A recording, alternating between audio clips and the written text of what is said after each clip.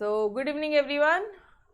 चलो गाइस, देखो last lecture में we had finish started your functions of RBI. मतलब आरबीआई क्या फंक्शन करती है गाइस? आरबीआई का तो सबसे बड़ा काम है नोट छापना, ठीक है। इशू करती है वो करेंसी नोट्स मार्केट में, ठीक है। वो बैंकर है गवर्नमेंट की, गवर्नमेंट के बिहाफ में वो पैसा लेती है, पैसा देती है, पब्लिक डेट वगैरह को मैनेज करती है। मतलब गवर्नमेंट ने जिनसे उधारी ली है, याद आ रहा है, public debt and public revenue, public से पैसा गवर्नमेंट ने लिया है तो वो पैसे को आरबीआई मैनेज करती है और एडवाइस करती है गवर्नमेंट को। बस इतना ही था।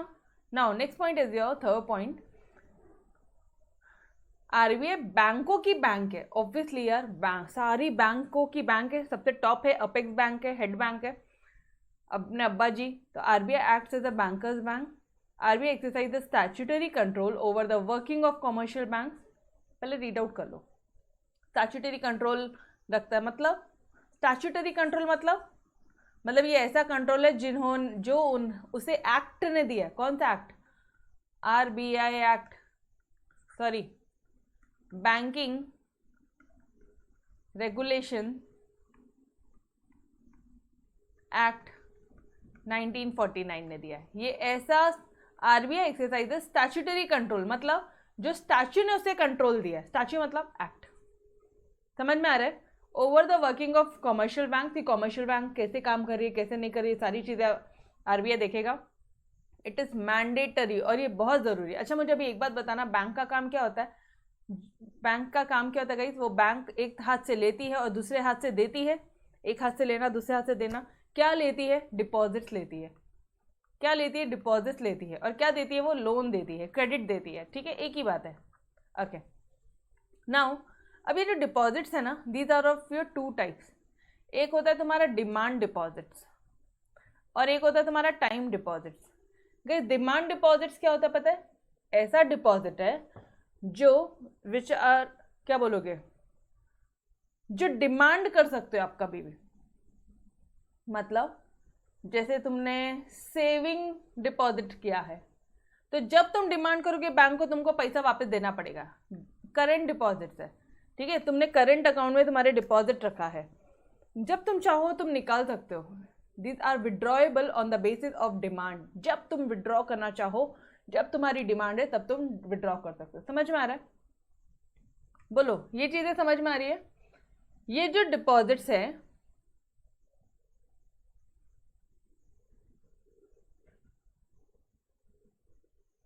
ये जो डिपॉजिट्स है ये दो टाइप के हैं। एक है आपकी डिमांड डिपॉजिट, दूसरा है आपका टाइम डिपॉजिट, ठीक है। डिमांड डिपॉजिट क्या होता है? जब तुम डिमांड करो तब बैंक को आपको पैसा देना पड़ेगा। और टाइम डिपॉजिट क्या होता है?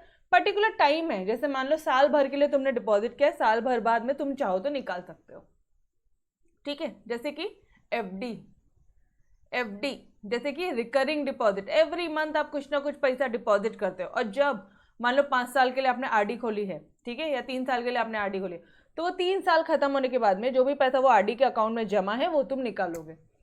एफडी, सेविंग क्या बोलते हैं, फिक्स डिपॉजिट।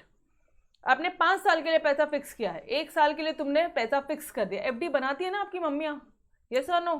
सुना है? ये दोनों टर्म सुने। डिमांड डिपॉजिट क्या होता है, टाइम डिपॉजिट क्या होता है? मैम कहाँ लिखा है ये सब? ये देखो इधर। डिमांड डिपॉजिट दो टाइप के होते हैं, एक होता है सेविंग, एक होता है करंट। और टाइम डिपॉजिट दो टाइप के होते हैं, एक होता है फिक्स, एक होता है रिकरिंग डिपॉजिट, आरडी, बार बार, ठीक है। रिकरिंग मतलब बार बार, एवरी मंथ पैसा जमा करना है, ठीक है, ओके। तो आपको पता है तुमने जो डिपॉजिट दिया है बैंक को, वही पैसा बैंक लोन देती है।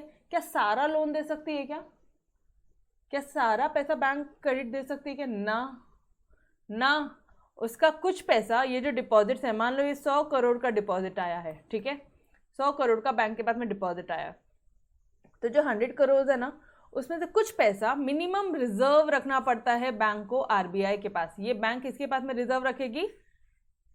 आरबीआई के पास में कुछ पैसा मिनिमम रिजर्व रखेगी, मिनिमम कैश रिजर्व रखेगी। कैश, कैश, हार्ड कैश, समझ में आ रहा है? Against their deposits, against what? ये डिपॉजिट का कुछ पैसा रिजर्व रखेगी। तो आप लिखोगे कैसे एग्जाम में? It is mandatory for all scheduled bank to maintain certain minimum cash reserve with RBI against their deposits, against their demand deposits and time deposits. In short, against the deposits, which is of two types, demand and time. Demand is again of two times, saving and current. This your time deposits is again of two types, your FD and recurring deposits. Clear everyone? Got it? क्या चल रहा है, समझ में आया? Simple था, कुछ भी बहुत टेक्निकल नहीं है. बस इतना है कि बैंकों की बैंक है मतलब क्या, बैंकों की बैंक है मतलब क्या, कभी बैंक को ज़रूरत लगेगी तो मैं मदद करने के लिए आरबीआई बोला मैं बैठा हूँ. लेकिन ये जो अपने अब्बा जी है, इनको भी तो अपन सैलरी देते हैं ना, थोड़ा सा हिस्सा देते हैं ना सैलरी का, ये लो पापा सेव रखो आप, देते हैं ना, तभी तो वो अपन को इमरजेंसी के टाइम पे मदद करते हैं, वरना क्यों करेंगे. सेम वैसे ही लॉजिक है. ठीक है, चलो आ जाओ. नेक्स्ट पॉइंट है आपका. अच्छा, इसमें थोड़ा सा चार्ट नोट्स बना रहे थे अपन कल, गाइस अपन चार्ट नोट्स बना रहे थे. चलो आ जाओ फटाफट से बना लेते हैं. थर्ड पॉइंट है तुम्हारा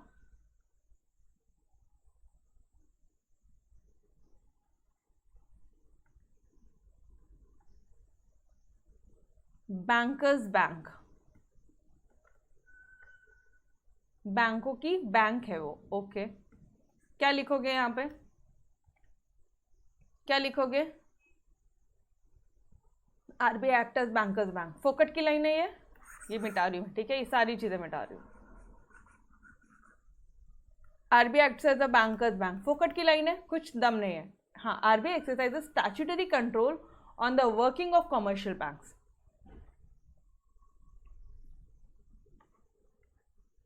यहाँ पे लिखोगे आप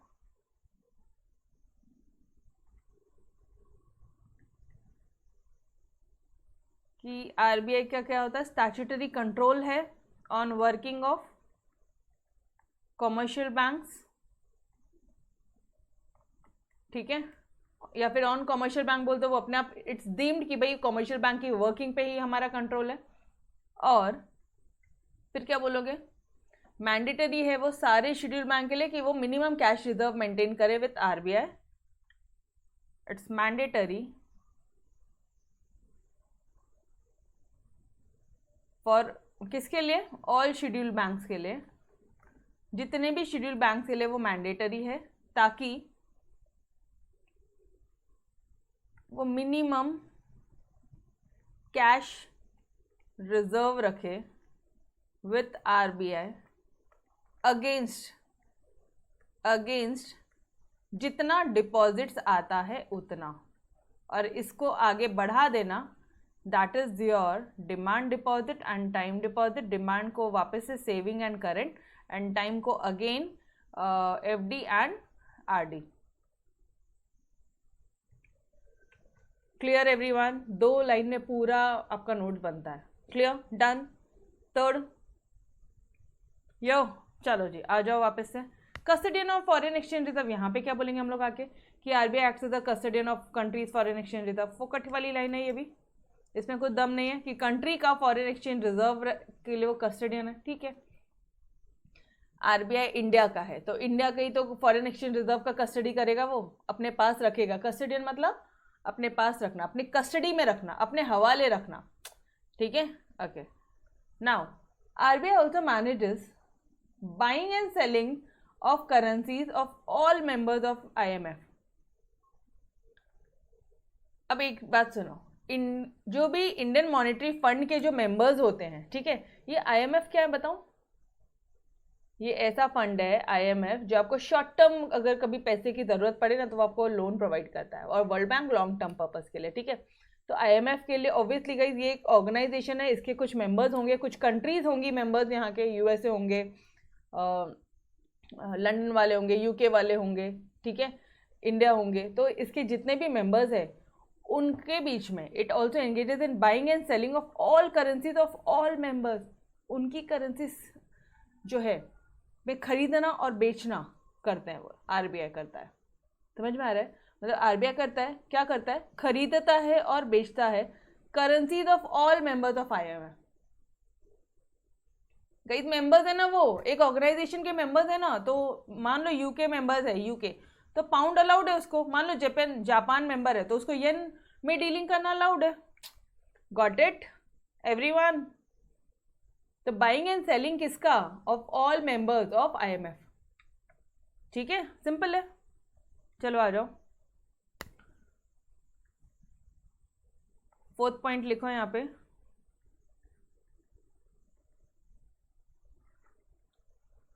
कस्टडियन है वो फॉरेन एक्सचेंज रिजर्व्स का।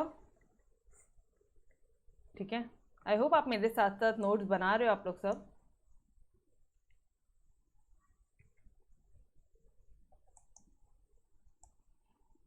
ये चैप्टर की नोट्स चार्ट नोट्स बना लेना, ठीक है, अदरवाइज बहुत डिफिकल्ट चला जाएगा ये।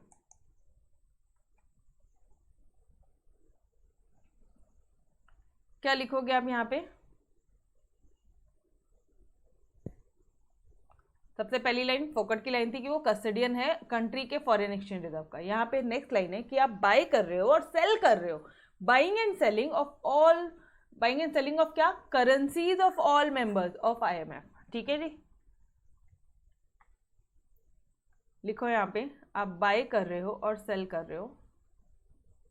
Buying and selling of currencies of all members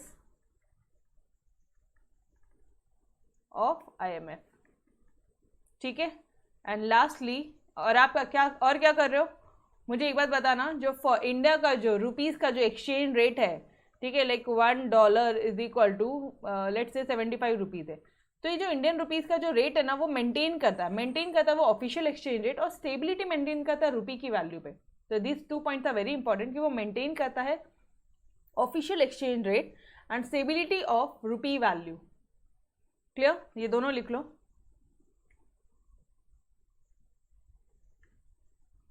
maintain क्या करता है? ऑफिशियल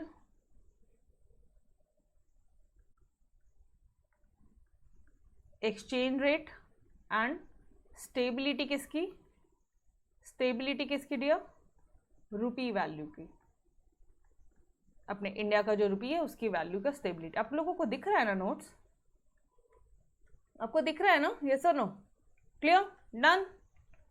बोलो, custodian of foreign exchange reserve हो गया। नाउ कम्स RBI कंट्रोलर है क्रेडिट का। क्रेडिट कितना मार्केट में क्रेडिट देना है, गई डिपॉजिट ले लिया, अब लोन दे रहा है वो, अब क्रेडिट दे रहा है, तो कितना देना वो कंट्रोल करता है as a supreme banking authority. एक सुप्रीम बैंकिंग अथॉरिटी है वो। तो RBI has the power to influence the volume of credit created by commercial bank, कि कॉमर्शियल बैंक ने कितना लोन देना चाहिए, ये कौन कंट्रोल करता है? RBI, अपने अब्बा जी। ठीक है, कितना खर्चा करना है आगे जाके, ठीक है, पैसा तो आया लेकिन कितना खर्चा करना है, कोई प्रॉपर्टी लेनी है नहीं लेनी है, कौन गाइड करता है अपन को? अपने घर वाले, बड़े घर के जो बड़े हैं वही गाइड करते हैं, यस और नो? ठीक है, तो RBI भी वही करता है अपनी छोटी बैंकों के साथ में। कॉमर्शियल बैंक मतलब ऐसी बैंक जो प्रॉफिट के लिए काम करती है। It also monitors the purpose and use of credit. ठीक है, चलो गाइस बैक। ठीक है, as a supreme banking authority RBI के पास में क्या है? उसके पास में पावर है कि वो इन्फ्लुएंस करे कितना तुम, अरे हमारे अब्बा जी हमें बताएंगे कि कितना खर्चा करना, कितनी उधारी देना, उधारी लेना, कितना नहीं लेना। कौन बताएगा? RBI बताएगा। सिंपल है। किसको बताएगा? कॉमर्शियल बैंक को बताएगा। It also monitors the purpose and use for credit, किस तरह से क्रेडिट देना, लोन दे रहे हो तो किस पर्पस के लिए दोगे। ए भी आ जाओ, कोई भी आ रहा है लोन बांट रहे, हाँ ठीक है, फिर ऐसा एक टाइम ऐसा आएगा कि बैंक की भिखारी बन जाएगी। ठीक है, तो ऐसे कोई भी आएगा लोन, राह चलते कोई भी आएगा, उनको लोन नहीं। जिसके पास में क्रेडिट को पे करने की एबिलिटी है, जिसकी उतनी इनकम है, उन्हें ही आप लोन बांटो। जो जिसके पास में रीपेमेंट कैपेसिटी है, समझ में आ रहा है? जो आपने लोन दिया है तो उसके पास में रीपेमेंट करने की क्षमता भी होनी चाहिए। Clear? RBI controls credit in the economy by following method. Okay, now these are the methods. चलो पहले अभी तक क्या क्या पढ़ा वो एक बार लिख लेंगे। RBI के पास में पावर है, वो इन्फ्लुएंस करेगा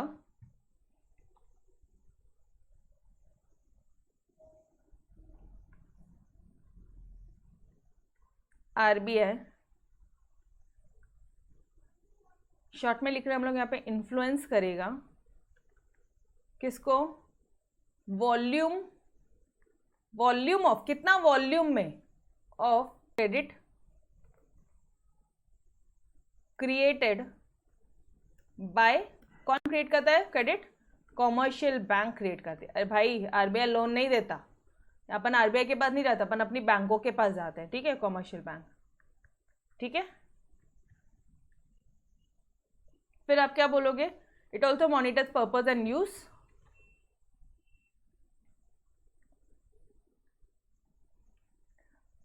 ऑल्सो, या एक मिनट यहाँ पे लिखो, मॉनिटर्स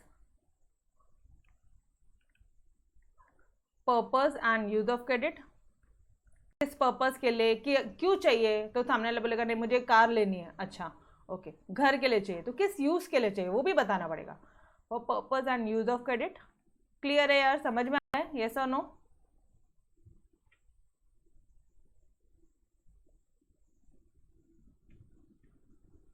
ठीक है। फिर आरबीआई कंट्रोल करता है इन द फॉलोइंग मेथड्स।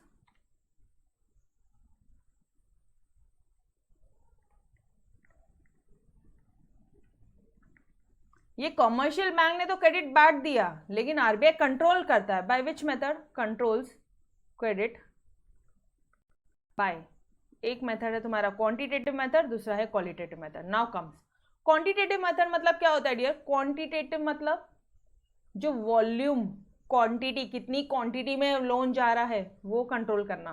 समझ में आ रहा है? जैसे कि bank rate, open market operation, CRR, SLR, cash reserve ratio, statutory liquidity ratio. और क्वालिटेटिव मेथड क्या होता है? जहां पे आप किस क्वालिटी के लिए, मतलब किस पर्पस के लिए लोन दे रहे हो। जैसे फॉर एग्जांपल आप व्हीकल दे रहे हो, या प्रॉपर्टी के लिए लोन दे रहे हो, या हाउस लोन दे रहे हो, होम लोन दे रहे हो, ठीक है। यहाँ पे कैसा हो जाता है कि आरबीआई क्या करता है? मार्जिन वगैरह फिक्स करता है, क्रेडिट रेशनिंग करता है, मॉरल सॉल्यूशन करता है। गई सुनो, अभी ये पॉइंट्स को मुझे एक्सप्लेन करने के लिए एटलीस्ट 1 लेक्चर लगेगा, ठीक है। तो ये मैं आपको एक लेक्चर में सारे पॉइंट्स एक बार आपको मैंने एक्सप्लेन कर देना है, ठीक है। चलो तब तक के लिए अपन ये लिख लेते हैं, quantitative method and qualitative method बोल रहा है ना वो।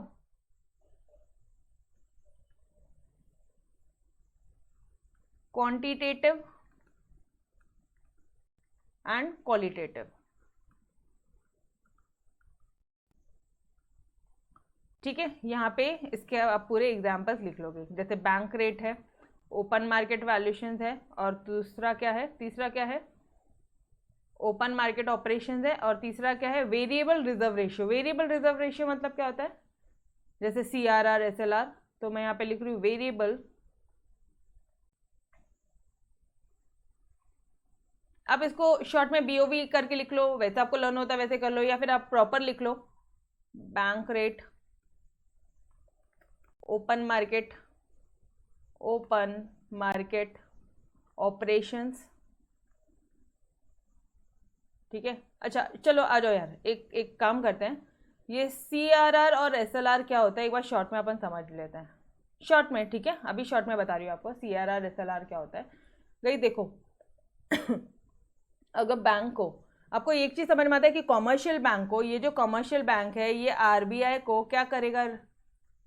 आरबीआई के पास में कैश रिजर्व रेशियो मेंटेन करेगा। Cash reserve ratio, minimum cash reserve ratio उनके पास में वो मेंटेन करता है, यस और नो? मिनिमम, समझ में आ रहा है? तो ये रेशियो का रेट अगर बढ़ा दिया, तो कॉमर्शियल बैंक के पास में मान लो 100 करोड़ है, ठीक है, ये रेट बढ़ गया, तो अब ज्यादा पैसा उसको आरबीआई के पास देना पड़ेगा, तो इसके खुद के पास में लोन बांटने के लिए कम पैसा बच गया, तो क्या बांटेगा वो लोन? समझ में आ रहा है? यस और नो? बस समझ में आया? कॉमर्शियल बैंक मान लो 100 करोड़ में से वो मान लो उसको 30 करोड़ रुपए आरबीआई को देता है, 30 करोड़ आरबीआई को देता है, ठीक है। मतलब वो कितना करोड़ बांट सकता है?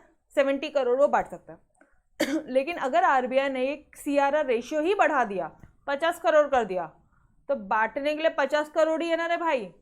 समझ में आया क्या? तो इस तरह से ये जो रेशियोज है ये अपन क्या बोलते हैं, क्रेडिट कंट्रोल करने में बहुत ज़्यादा हेल्प होता है। Clear everyone? एक नंबर। यहाँ बच्चे क्या बोल रहे हैं? मैम आप लेक्चर के पहले ना 10 मिनट मोटिवेशन दे दिया करो, मज़ा आएगा और पढ़ाई भी तोड़ होगी। बस, वेरी गुड। बिल्कुल guys, any time I am there, any time, ठीक है, चिंता ना करो, बस जोश से पढ़ो, डीमोटिवेटेड फील नहीं होना, ठीक है। चलो, एंड क्वालिटेटिव में क्या बोलेंगे अपन? Qualitative fix margin requirements, credit rationing and moral solution.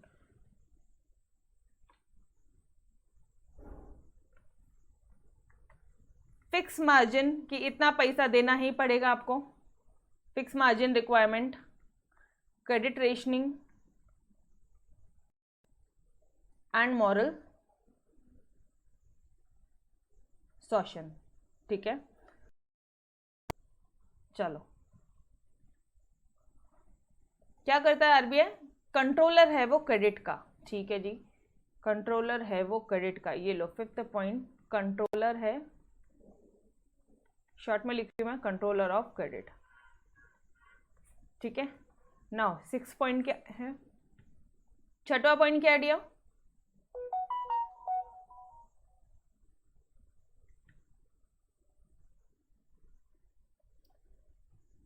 Collect करता है data, compile and collects and compiles statistical information related to banking and others financial sector. Okay, यहाँ पे क्या बोलोगे? यहाँ पे सिर्फ हेडिंग लिखोगे, यहाँ पे लिखोगे वो कलेक्ट्स करता है, कलेक्ट एंड कंपाइल करता है। क्या कंपाइल करता है वो?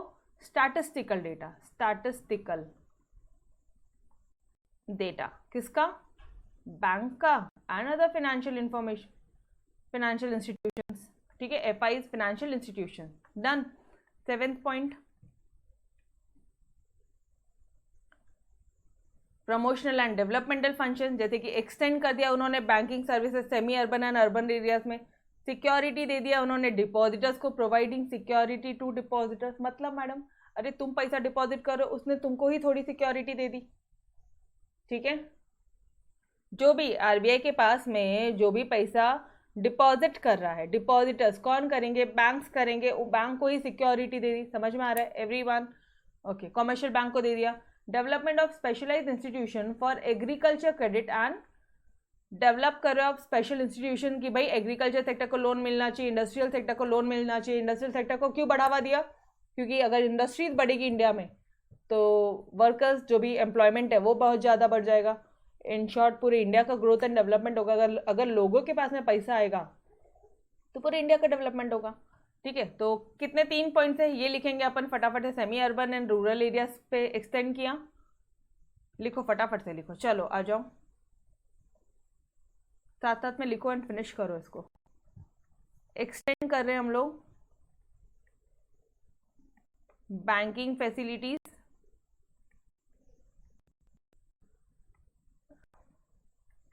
Semi urban and rural areas, ठीक है। एरियाज तो समझ में आ रहा है, वो रूरल है तो। प्रोवाइड करो आप सिक्योरिटी डिपॉजिटर्स को और स्पेशलाइज्ड इंस्टीट्यूशंस,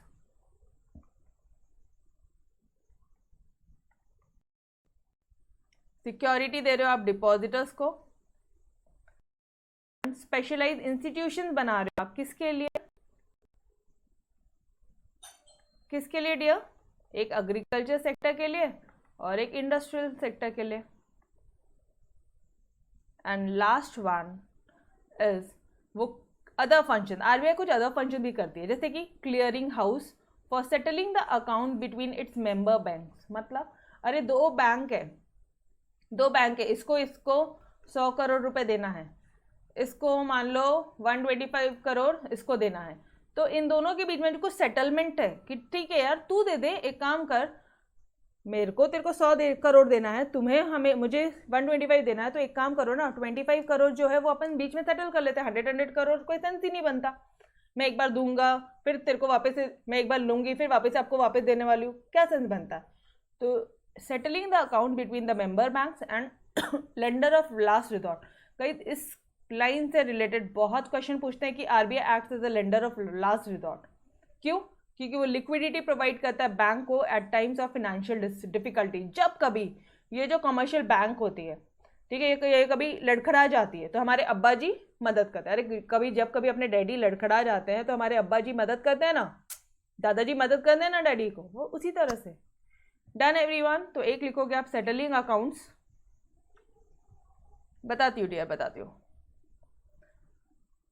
अदर फंक्शन में आप एक लिखोगे settling accounts between member banks, और दूसरा क्या था, वो लेंडर है लास्ट रिजॉर्ट।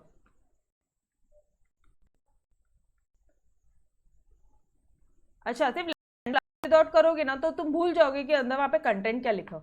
लिखो वहां पे लिक्विडिटी देना at times of financial difficulty, that is liquidity provide को, liquidity to at times of कभी फाइनेंशियल डिफिकल्टी। डन एवरीवन, बोलो जी। हाँ, अब क्या डाउट पूछ रहे हो आप मुझसे? मैम कंपाइल्स का मीनिंग बताओ। Compile and compile publication of data. Compile मतलब डेटा इकट्ठा करना, एंड पब्लिकेशन मतलब डेटा को न्यूज़पेपर वगैरह में रिलीज करना। Clear everyone?